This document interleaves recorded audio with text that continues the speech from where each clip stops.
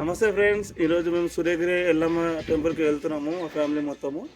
మా షయాన్ హాయ్ చెప్పు. షయాన్ హాయ్. మొత్తం సందీప్ గారు తమ్ముడు. హలో అందరికీ నమస్కారం. ఈరోజు మేము సూర్యగిరి ఎల్లమ్మ టెంపుల్కి వెళ్ళబోతున్నాం. టైంకి వచ్చాడు మా రథసారథి మలుగు స్వామి గారు. Hi hi. మేము సూర్యగిరి ఎల్లమ్మకు పోతున్నాం.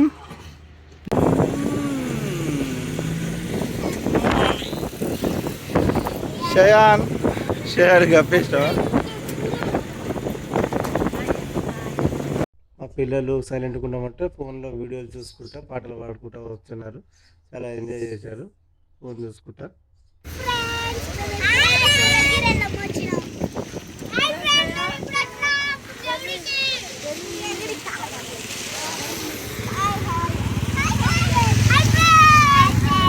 ఫైనల్గా మేము వచ్చేసాము సూర్యగిరి ఎల్లమ్మ టెంపుల్కి. ఇక్కడ బండి పార్కింగ్ చేసుకొని అక్కడికి నడుచుకుంటూ వెళ్ళాలి. మధ్యలో ఒక గేటు కూడా పెట్టారు, బండ్లు అక్కడికి వెళ్ళకుండా మధ్యలో ఆపేయడానికి. ఇక్కడ చెరువు బాగుంది అండ్ ఇక్కడ షాపులు కూడా ఉన్నాయి. దేవుని యొక్క పటాలు అమ్ముతారు. షాప్ అని షాన్గా ఎక్కడికి వచ్చినావు?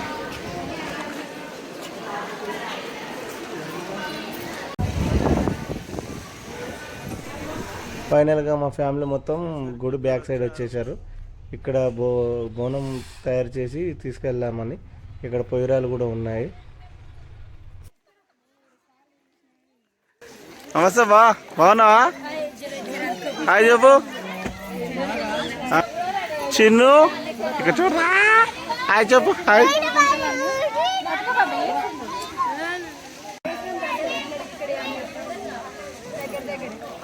ఇక్కడ ఉండాలని చూస్తున్నాం మేము. చిన్నారి ఈమె మా కోడలండి, ఈమె కన్నయ్య మా అల్లుడు. బాగున్నావా? ఎప్పుడు వచ్చినావు? మా అమ్మ బంగారాల కార్లో వచ్చినావా? చెప్పు.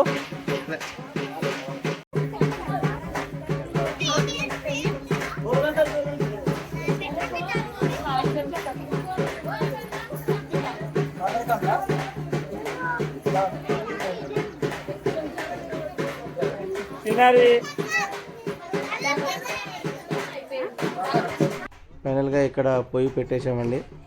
బోనం చేయడానికి ఇక్కడ నైవేద్యం వండుతున్నాము.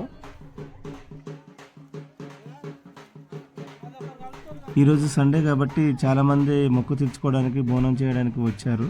ఇక మంగళవారం అయితే చాలా రద్దీగా ఉంటుంది.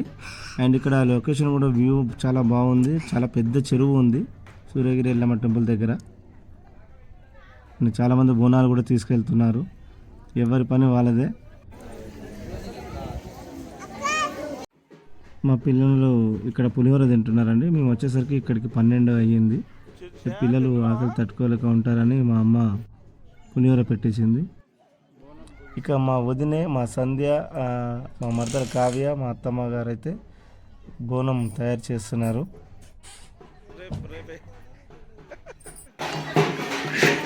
వీడు కూడా ఉంటుంది. సాయి, నువ్వు వచ్చినావా ఎప్పుడో నీ గుడికి? ఇదే ఫస్ట్ టైమా? బావా నువ్వు వచ్చినావా? వచ్చినావా? రాలేదా? కానీ నువ్వు వచ్చినావారా? ఎన్నిసార్లు వచ్చినావు? 3-4 టైమ్స్ వచ్చినావా? ఓకే. లక్కీ నువ్వు వచ్చినావా? సాయి నువ్వు వచ్చినావారా ఎప్పుడన్నా? ఇప్పుడే ఫస్ట్. నువ్వనా? నువ్వురా? నేను గత 3 ఏళ్ళ నుంచి వస్తున్నాను. నేను రావడం కూడా ఇదే ఫస్ట్ టైం. ఏంటి చరిత్ర? ఏంటి గుడి చరిత్ర? అనా చెప్పు, నువ్వు చెప్పు ఇప్పుడు. ఈ యొక్క సూర్యగిరి ఎల్లమ్మ గత 150 సంవత్సరాల నుంచి ఈ ఊరిలో వెలిచింది. సో అప్పటి నుంచి ఎంతో మహిమగల సూర్యగిరి ఎల్లమ్మగా పేరు పొందింది. ఇక్కడికి మీరు చూసుకున్నట్లయితే చాలామంది భక్తులు కూడా వస్తూ ఉంటారు. ఆదివారం కానీ మంగళవారం కానీ. అది కాదు కానీ అమ్మవారు ఎలా వెలిచారా చెప్పండి. అమ్మవారి గుట్టల మధ్యలో వెలిసిందని ఇక్కడ ఉన్న పెద్దవాళ్ళు చెప్తున్నారు. సో అందుకనే నాకు సూరంగుట్ట ఎల్లమ్మగా పేరు వచ్చిందని ఇక్కడ ఊరు పెద్దలు. బోనం తయారు చేస్తున్నప్పుడే అనుకోకుండా సడన్గా వాన వచ్చింది. వాన రాగానే అందరూ ఎక్కడెక్కడ గుడి లోపలికి వచ్చేసారు. అండ్ కొందరు అయితే వానలో కొంతమంది తడిచారు.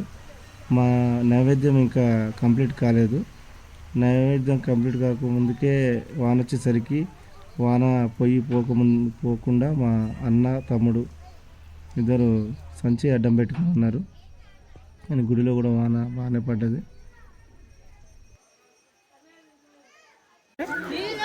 ఇక వీళ్ళ పిన్ని నిచ్చిపెట్టి వస్తలేడు చిన్న చూడు. మా చెల్లె కూతురు మా కోడలు మా షయాన్కి మా బాబుకు అన్నం తినిపిద్దామని ట్రై చేస్తుంటే మా షయాన్ వీడియోలో పడతానని ఇక్కడ ఫోన్ సైడే చూడడం లేదు.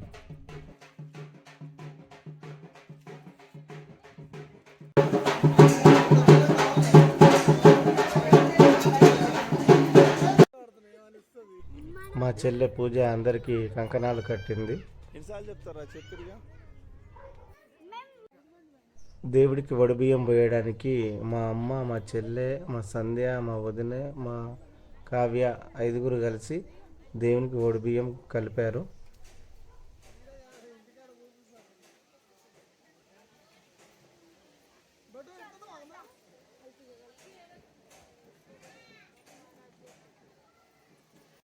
అసలు ఈ సూర్యగిరి ఎల్లమ్మ గుడికి రావడానికి ప్రధాన కారణం మా చిన్ను. మా తమ్ముడు మరదలు పెళ్ళైన కొత్తలో ఇక్కడికి వచ్చి దర్శనం చేసుకొని మొక్కుకున్నారంట. సంతానం కలిగితే మేము గుడికి వచ్చి బోనం పెడతామని.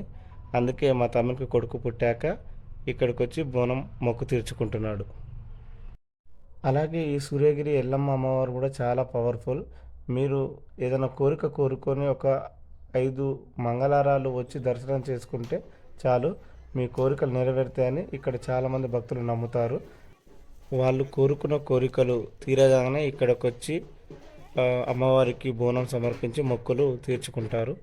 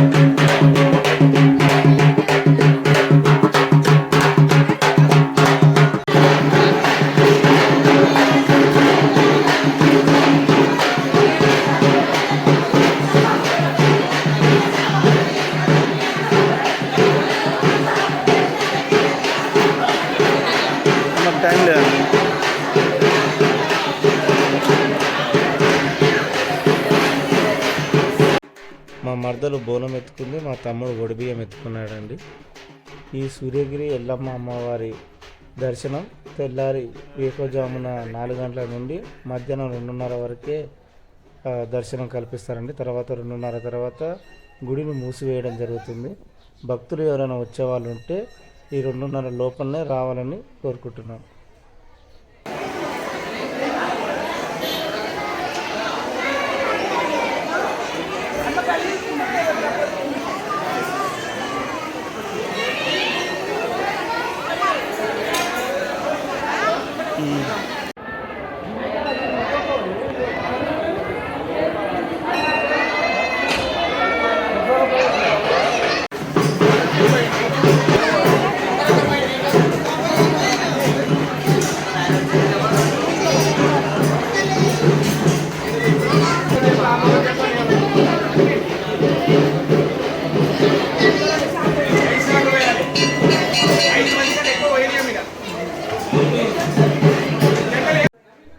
అమ్మవారికి వడిబియ్యం వేసేటప్పుడు ఓన్లీ 5గురిని అలౌ చేస్తామని పంతులు గారు అన్నారు. మేము ఏంటంటే జంటలుగా పోదాం అనుకున్నాము.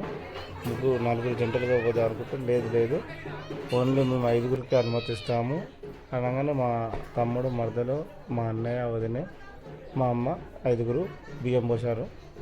ఇక మధ్యలో నేను పోదామంటే అతను అలౌ చేయలేదు. గర్భగుడిలోకి వెళ్ళాలి అంటే అమ్మవారి దర్శనం చేసుకోవడానికి టోకెన్ తీసుకోవాలి. ఆ టోకెన్ తీసుకుంటేనే 250 రూపాయలకు ఇద్దరిని పంపిస్తారు లోపలికి. మేము అందరం తీసుకొని అమ్మవారి దర్శనం చేసుకొని వచ్చాము. లోపల అందరికీ దర్శనం బాగా జరిగింది.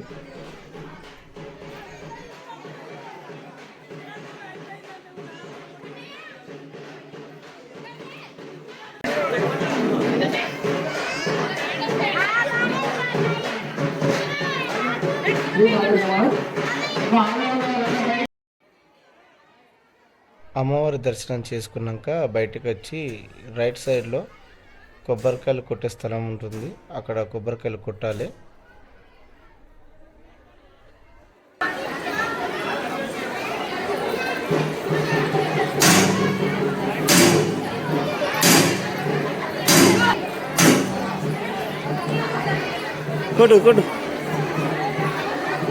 కొట్టు ఒకసారి.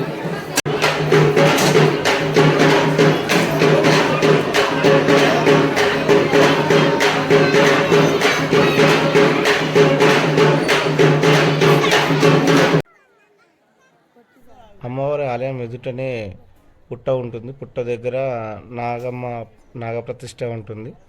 అక్కడ చాలామంది భక్తులు పాలాభిషేకం చేస్తుంటారు. అలాగే కొబ్బరికాయలు కొట్టి కోరికలు తీర్చుకుంటారు.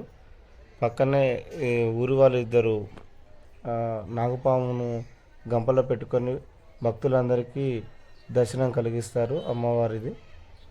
వారికి కొద్దిగా అమౌంట్ ఇస్తే వాళ్ళు మన మెడలో కూడా ఆ పామును ధరిస్తారు. ఎలాంటి విషయం ఏమి ఉండదు ఆ పాములకు. పాములతో ఫోటోలు దిగాలనుకున్న వాళ్ళు ఫోటోలు దిగొచ్చు, మొక్కాలనుకున్న వాళ్ళు మొక్కొచ్చు. ఎలాంటి హానికరం అయితే చేయవు ఆ పాములు.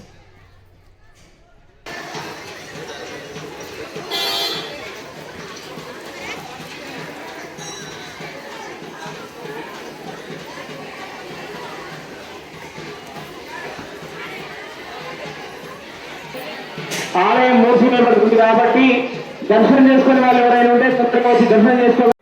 అమ్మవారికి ఎక్కించిన బోనం ప్రసాదము అందరికీ పంచుతుంది కావ్య.